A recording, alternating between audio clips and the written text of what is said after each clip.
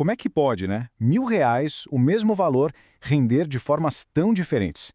Nessa análise a gente vai mergulhar no mundo da renda fixa para entender exatamente isso. A grande questão é essa. O que acontece com R$ 1.000 depois de 5 anos? A gente simulou esse cenário nos investimentos mais conhecidos aqui do Brasil e os resultados, olha, são de cair o queixo. E só para dar um gostinho do que vem por aí, essa citação da nossa fonte já entrega o ouro. Imagina só, um rendimento que é quase o dobro da poupança, mas com o mesmo nível de segurança. É disso que a gente está falando. Então, vamos ao que interessa, o experimento. A gente pegou R$ 1.000 e colocou em 4 dos principais investimentos de renda fixa. E agora, vamos ver no que deu. Mas antes de mais nada, toda simulação precisa de regras, né?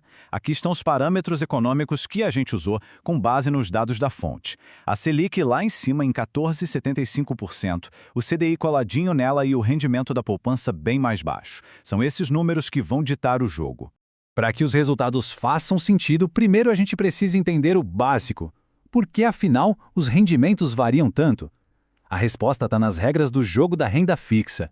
Olha, de um jeito bem simples, renda fixa é como se fosse um empréstimo. O investidor empresta dinheiro para alguém, seja o governo ou um banco, e em troca recebe esse dinheiro de volta com juros. O legal é que a regra do cálculo desses juros já é conhecida desde o começo, é tudo bem previsível. E para entender os rendimentos, a gente precisa conhecer duas siglas-chave. A taxa Selic, que é a taxa básica de juros e manda nos títulos do governo, e o CDI, que é a taxa que os bancos usam entre si e serve de referência para os investimentos privados. Como dá para ver, elas andam sempre de mãos dadas. Agora se liga nessa parte, porque aqui está um dos grandes segredos, a tabela do imposto de renda. A lógica é simples, quanto mais tempo o dinheiro fica investido, menos imposto se paga sobre o lucro. Repara só como a alíquota cai de 22,5% para 15% depois de 2 anos. Isso faz uma diferença brutal no longo prazo. Bom, com as regras na cabeça, bora conhecer os 4 competidores que entraram na nossa simulação dos R$ 1.000. Começando pela mais famosa de todas, né? A poupança. Ela é isenta de imposto de renda, protegida pelo FGC e, por ser tão conhecida, vai ser a nossa régua, o ponto de partida para comparar todo o resto. Em seguida, o Tesouro Selic. Aqui, o dinheiro é emprestado para o governo federal. Por isso, ele é considerado o investimento mais seguro do país.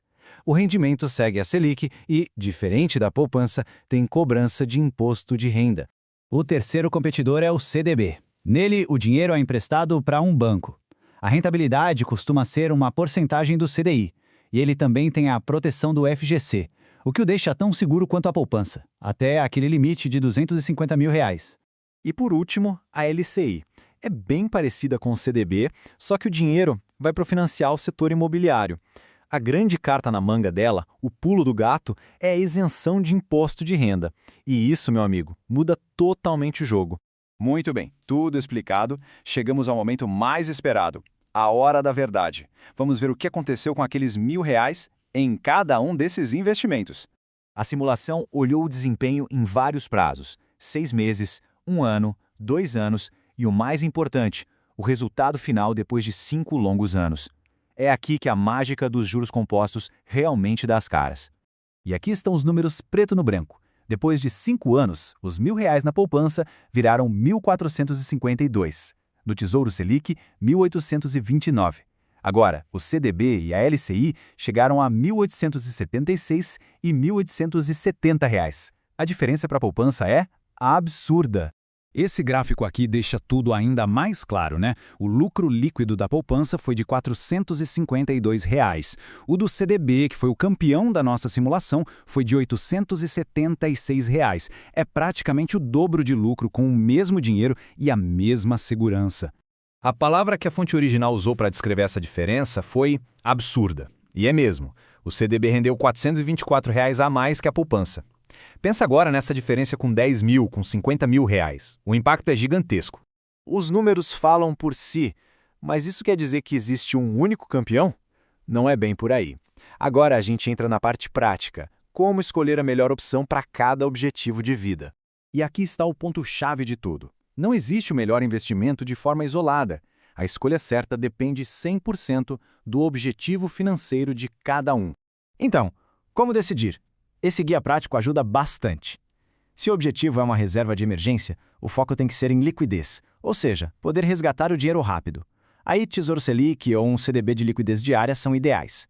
Para objetivos de curto prazo, de 1 a 2 anos, a isenção de imposto da LCI pode ser uma mão na roda. Já para objetivos de longo prazo, acima de 2 anos, o foco muda para as melhores taxas, já que o imposto vai estar na sua menor alíquota. No fim das contas, o que essa análise toda mostra pra gente é que entender como o dinheiro funciona dá poder. Fazer o dinheiro trabalhar de forma inteligente não é só sobre números, é sobre construir segurança e ter mais tranquilidade para o futuro. E para fechar, fica uma reflexão. Depois de ver tudo isso, a questão é: o dinheiro de cada um está simplesmente parado ou está de fato trabalhando para construir um futuro melhor?